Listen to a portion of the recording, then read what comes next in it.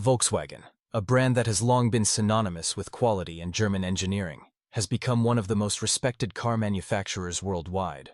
The company, which was founded in 1937, owes its roots to a vision given by Adolf Hitler, the idea of a people's car. Volkswagen brought this vision to life, and its name became iconic in the automotive world. However, today this proud German company is facing a significant shift, with Chinese investors stepping in to purchase its troubled factories. Recent reports reveal that several Volkswagen factories are struggling, impacted by both the economic slowdown and the transition to greener technologies. In response to these challenges, Chinese investors are seizing the opportunity to buy up these struggling and unwanted production facilities, hoping to turn them around. But China's plans go beyond just acquisitions. They have ambitious ideas for these Volkswagen factories, which could surprise not just Germany, but the entire globe. So what exactly does China plan to do with Volkswagen's factories? Let's explore that in this video. For Germany, Volkswagen represents much more than just a car manufacturer. It is a cornerstone of the nation's identity and industrial might. Since its establishment, Volkswagen played a key role in Germany's post-war recovery and became a symbol of the Wirtschaftswunder, or economic miracle. Its commitment to precision engineering, innovation, and mass production of reliable vehicles turned the company into a global icon and a source of national pride.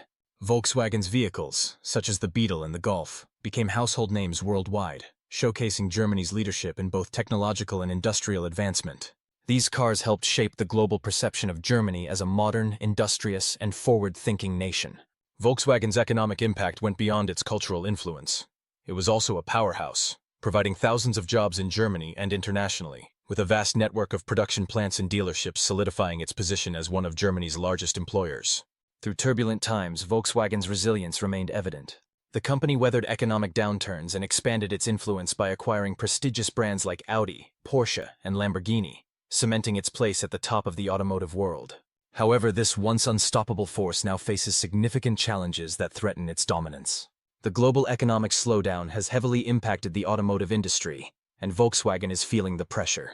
In 2024, the company's global deliveries dropped by 1.4% to 4.5 million vehicles. During the third quarter of 2024, its revenue plummeted by 41.7%, falling from $5.3 billion to $3 billion, and its total profit dropped by a staggering 60%. Despite these difficulties, Volkswagen found little support, with German officials stating that the company must address its challenges on its own. Declining demand in major markets, especially China and Europe, has weakened Volkswagen's operations. Once a stronghold, the Chinese market has shifted its focus to domestic electric vehicle manufacturers, leaving legacy automakers struggling to hold their ground. Volkswagen's factories, especially those in Dresden and Osnabrück, are now facing underutilization, with high labor and material costs making them less competitive compared to lower-cost manufacturing hubs elsewhere. As these issues continue to unfold, Chinese investors are seeing an opportunity to step in, buying up Volkswagen's struggling factories and potentially reshaping the automotive landscape in ways the world may not expect. The future of Volkswagen may no longer lie solely in Germany's hands, and China's next move could change the industry forever. Volkswagen, a leading name in the automotive world, has found itself at a crossroads in recent years. Despite ongoing efforts to remain competitive in an ever-evolving industry, the company has been faced with significant challenges. One of the most pressing concerns is its sprawling network of factories. While there have been discussions about scaling back operations or repurposing these plants to align with the company's future vision, resistance from unions has complicated these efforts. The task of restructuring is proving far more difficult than anticipated. However, the reality is that if Volkswagen does not make substantial changes to its operations, the company risks losing relevance in a fast-changing automotive landscape. This transformation is being driven by two main forces: innovation and efficiency. The industry is undergoing a significant shift, with new technologies such as electric vehicles, EVs, emerging at a rapid pace. Traditional automakers, including Volkswagen, are finding themselves under pressure to adapt or face the risk of becoming obsolete. This is where China enters the picture as a key player.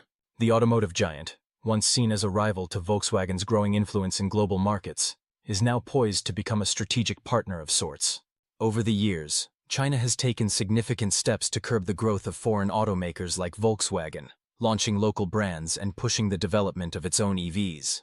This shift in the automotive market dynamics has made China both a competitor and a potential savior for European manufacturers. But why would China be interested in acquiring struggling German car factories? The answer lies in China's broader strategic ambitions. Currently, China is facing significant challenges in accessing Europe's highly lucrative EV market. The European Union, EU, has recently imposed tariffs that exceed 45% on Chinese EV imports, citing concerns over unfair subsidies from the Chinese government. These tariffs have had a profound impact on the price competitiveness of Chinese-made vehicles in Europe, making it more difficult for Chinese automakers to break into the market. By acquiring struggling German car factories, Chinese companies such as BYD, Leap Motor, and Chery can sidestep these barriers altogether. Manufacturing vehicles directly within Europe not only eliminates the steep tariffs but also enables these companies to offer more competitively priced products to European consumers. This move would significantly reduce the cost of Chinese vehicles in the European market, giving Chinese automakers a critical edge over competitors. But the advantages go beyond just cost savings. Local production within Germany and other European countries allows Chinese companies to enhance the appeal of their products. European consumers, especially those in Germany, have a strong preference for vehicles made closer to home. By manufacturing cars in Germany, Chinese automakers can address this preference, making their vehicles more attractive to European buyers. Furthermore, operating within Germany's world-renowned automotive ecosystem brings a host of additional benefits. Germany has long been considered the heart of Europe's automotive industry. The country is famous for its engineering excellence, advanced manufacturing techniques, and highly skilled workforce. By acquiring factories in Germany, Chinese automakers would gain direct access to this prestigious automotive ecosystem, one that has set global standards for decades. This proximity to cutting-edge technology and expertise would help Chinese companies significantly improve the quality of their vehicles. In fact, producing cars in Germany would provide Chinese automakers with the opportunity to meet the high expectations of European consumers, particularly those in Germany who are known for their discerning tastes when it comes to cars. Successfully meeting these expectations would not only bolster the reputation of Chinese automakers in Europe, but also raise the global perception of Chinese manufacturing. This would be a game changer, positioning Chinese automakers as serious contenders in the global automotive industry, alongside the traditional powerhouses of Europe and the United States. Additionally, Germany's central location in Europe offers significant logistical advantages for Chinese automakers. Producing vehicles within Germany would enable companies to deliver their products more quickly to key markets across the continent. The ability to respond rapidly to shifts in consumer demand, as well as better management of supply chains, would allow these companies to operate more efficiently and effectively. These logistical benefits make Germany an ideal base for any company looking to expand its footprint in Europe. But the implications of China's potential acquisition of German factories extend beyond just the automotive sector. By entering the German automotive industry, China would also create new opportunities for other BRICS countries: Brazil, Russia, India, China, and South Africa. With China taking the lead, other BRICS nations could follow suit, gaining access to the German market and increasing their economic influence within Europe. This aligns with China's broader ambitions to strengthen its leadership role within the BRICS bloc, showcasing the economic power and potential of these emerging markets. In many ways, this strategy mirrors China's broader geopolitical objectives, positioning itself as a formidable challenger to Western powers in high-tech sectors, including the rapidly growing EV market.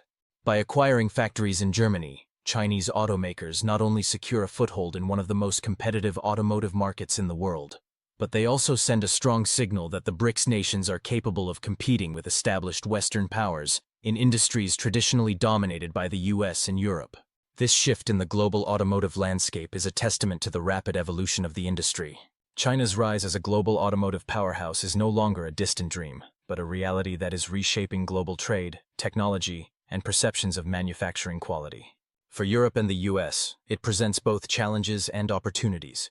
Challenges as the competitive dynamics of the automotive industry shift, and opportunities to collaborate with new global leaders in the quest for technological innovation. As the landscape continues to evolve, one thing is clear: the acquisition of German car factories by Chinese automakers could mark the beginning of a new era in the global automotive industry, one where the power dynamics shift in favor of emerging markets, and traditional giants must adapt or risk being left behind. Before we dive further into this topic, a quick reminder: please like and share this video, and don't forget to subscribe to our channel now. Let's continue our discussion. Moreover, China's foray into Germany's automotive sector is not just about corporate expansion.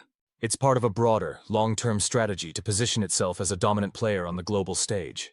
By establishing a foothold in Germany, Europe's automotive capital, Chinese automakers can solidify their place at the forefront of the electric vehicle revolution.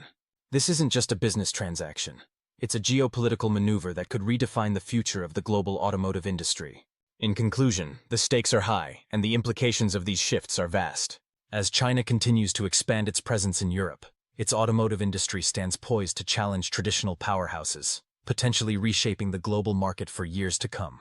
With local manufacturing in Germany, Chinese companies are not just sidestepping tariffs. They are positioning themselves to lead the next wave of automotive innovation, with a product that's not only affordable, but also high quality and European-made.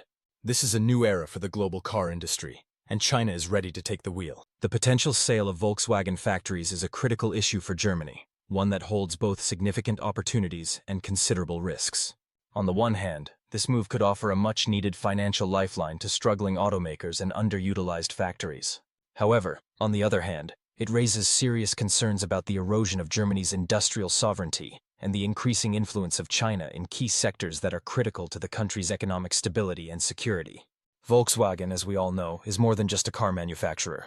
It is a national treasure, a cornerstone of Germany's industrial heritage, and a symbol of its technological prowess.